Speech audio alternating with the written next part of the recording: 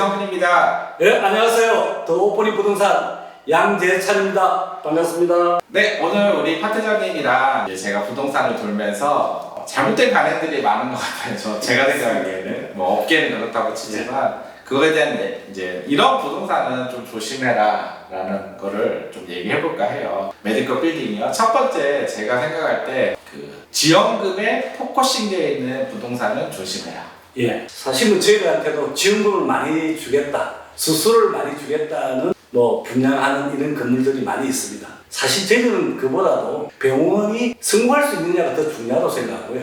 혹시 그게 지금 당장은 달콤할 수 있겠지만 이 병원이라는 게 1, 2년 하는 게 아니지 않습니까? 장기적으로 아니면 평생을 할 수 있는 곳인데 내가 경쟁력을 갖출 수 있는 곳인가를 먼저 생각하셔야 될 거라고 생각합니다.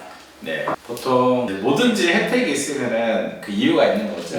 예, 좋은 위치의 건물은 절대 좀 그런 혜택이 있을 수는 없겠죠. 그래서 원장님들이 선택을 하실 때 그런 부분을 정확히 파악하시고 했으면 좋겠고요. 그리고 참 안타까운 게 이제 메디컬 쪽에 있는 부동산 컨설팅 회사들이 막 빌딩 찾아다니면서 처음 만나면 하는 말이 지원금 얘기를 한다고 합니다. 그래서 건물주가 오히려 저한테 하소연을 하더라고요. 왜 이런 회사들만 있는지 모르겠다. 메디컬 쪽은. 그래서 또 이게 안 좋은 관습들이 있는 것 같아요. 이제 메디컬은 어느 정도 좀 오랫동안 사실 한번 들어오면 20년씩 있을 수 있잖아요. 그래서 어느 정도 그 지원금을 좀 달라 그래야지 넣을 수 있다. 근데 이제 이런 부분들이 진짜 병원에 올바른 혜택으로 주어지는 거면 저는 상관이 없다고 생각을 해요. 근데 올바른 혜택이 아니라 그냥 컨설팅 컴퍼니들이 본인들 수익 베이스에서 그냥 뭐 좋지도 않은 데가 놓다든지 뭐 이런 형태로 이루어지는 게 문제인 것 같아요. 그래서 그런 병원 지원금 베이스로만 움직이는 본질은 파트장님 말씀하신 것처럼 충분히 한자를 받을 수 있는 위치여야 되고 그런 부동산적인 위치뿐만 아니라 이런 전략들이 있는 곳이어야 됩니다.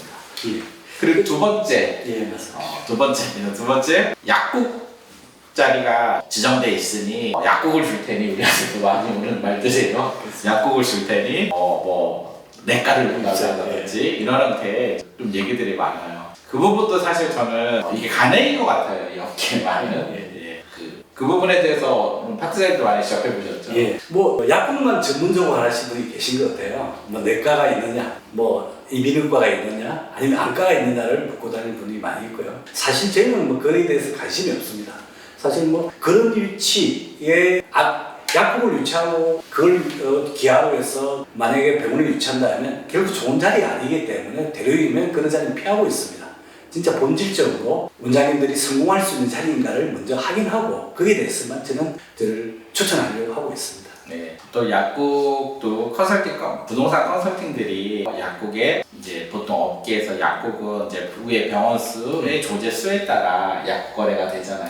맞습니다. 그러다 보니까 이제 내과 급여가를 세개 넣어줄 테니 이 약국은 얼마짜리다 이렇게 형성되다 보니까 시장에 그 돈을 이제 부동산 하는 측에서 또는 건물주 측에서 또 벌 수 있다고 생각을 하다 보니 이제 이런 관행들이 많이 있는데 우리가 식당이나 이런 것도 권리금이 있잖아요. 그래서 이런 부분들이 제가 아까도 얘기했지만 무조건 나쁘다 그게 아니라 이 혜택들이 페어하게 잘 가면 상관이 없는데요. 너무 과도하게 책정돼 있거나 너무 과도한 방식으로 가져가면서 나머지들이 피해를 보거나 나머지 가격이 오르거나 이런 식으로 형성돼 버리면은 사실 전체적 MD 구성이 어려움이 있기 때문에 저는 그 부분도 그렇게 너무 지정되어 있는 건물들은 좀 조심해야 되겠다 생각을 합니다. 네, 그리고 셋째, 메디컬 빌딩을 너무 과도하게 해서 정말 너무 높게 임대비를 책정해놓은 데들이 있어요.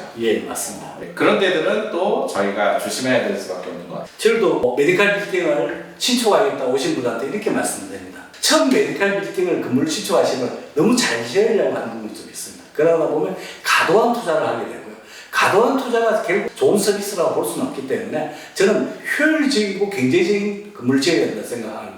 특히 건물의 임대료가 요새 건축비가 높기 때문에 건물의 임대료가 많이 높아지고 있습니다. 그럼 그걸 낮출 수 있는 생각을 하셔야 되고 그게 낮춰져야 사실 의사분들도 경쟁력 있는 병원을 만들 수 있기 때문에 그런 부분에 고민을 해야 된다. 그 중에 하나가 저는 그래서 외관이라고 생각합니다. 외관을 너무 멋지게 하는 것은 정말 중요합니다. 왜냐? 랜드마크 빌딩을 지으면 잘 볼 수 있고 잘 눈에 띄니까. 근데 그보다 더 중요한 게 있습니다. 의사분들이 중요한 것은 건물이 잘 잘 지어진 것도 중요하지만 사실 노출이 잘 돼야 돼요. 노출이 잘 된다는 것은 강고, 간판이잖아요. 그러면 건물을 그냥 지었을 때의 건축가, 건축하신 분들이 지은 외관이 아니라 간판을 설치하고 나서의 외관을 좀 생각해 주십사 말씀드리고 노출을 잘 할 수 있는 건물을 지어 주십사 부탁을 좀 드리고 싶습니다. 네, 병원들을 이제 메디컬 빌딩 만든다고 하면은 이제 건물주들이 임대료를 많이 받을 수 있을 거라고 생각을 하는데 사실 메디컬이라고 해서 사실 임대료를 많이 낼 수는 없다는 맞습니다. 거죠. 시장의 그 지역의 가격에 따라 형성되기 때문에 사실 별반 차이가 없거든요. 대신 메디컬에 들어오면 오랫동안 임대비를 안정적으로 받을 수 있는 장점이 있는 거지 임대비를 더 받을 방법은 사실 거의 없다는 거예요. 이 부분에 대해서 유념하고 메디컬 빌딩 처음에 질 때부터 기획을 하셔야 되는 것 같아요. 안 그러면은 너무 과도하게 최근에 경기도 외곽 지역인데 거의 강남 가격으로 형성된 데들이 많아요.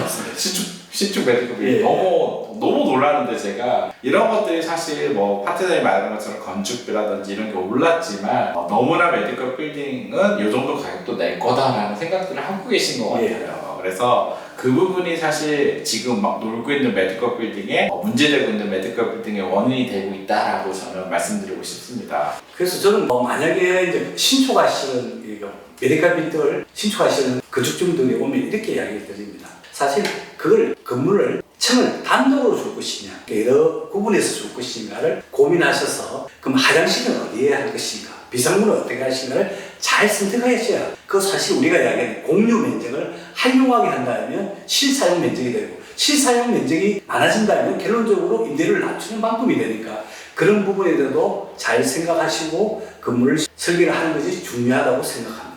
네, 뭐 강남의 층건물들 보면은 엘리베이터 앞에 다 그 문, 잠금문이 있잖아요. 어느 순간 다 통 전체를 쓰잖아요. 그 정도의 이제 좀 더 기획을 잘 하면 좋을 것 같습니다.